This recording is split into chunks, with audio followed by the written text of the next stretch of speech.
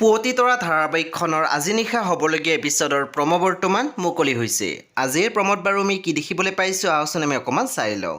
আজিৰ প্ৰমৰ প্ৰথম ভাগত আমি দেখিবলৈ পাইছোঁ বিভূতি ফুকনে কৈ আছিল, মোৰ ঘৰৰ মানুহে কেছটো ল'বলৈ দিছে নে আন কোনোবাই। তেতিয়া আমি দেখিবলৈ পাইছোঁ উকিলজনে মাত দিছে, আপোনাৰ পত্নী আৰু ছোৱালীয়ে মোৰ লগত কথা পাতিছে, তেওঁলোকে আপোনাৰ বাবে বহুত কষ্ট কৰিছে।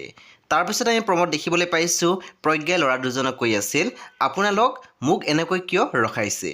তেতিয়া ল'ৰাজনে মাত দিছে, তোমালোকৰ পৰা যে টকা পাবলৈ আছে সেইকাৰণে। তাৰপিছত আমি প্ৰম'ত দেখিবলৈ পাইছোঁ বিভূতি ফুকনে জোনালীক কৈ আছিল, আমি এইবোৰ এতিয়া আকৌ নতুনকৈ আৰম্ভ কৰিব লাগিব।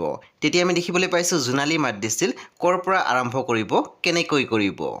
সব অনুবানৱীসকল আজি নিশা 9 বজাত ৰং টিভিত আহিবলগীয়া পুৱতি তৰা ধাৰাবাহিকখন খুবেই বেছি ইণ্টাৰেষ্টিং হ'বলৈ গৈ আছে। চ' আপোনালোকে চাবলৈ একেবাৰে নাপাহৰিব।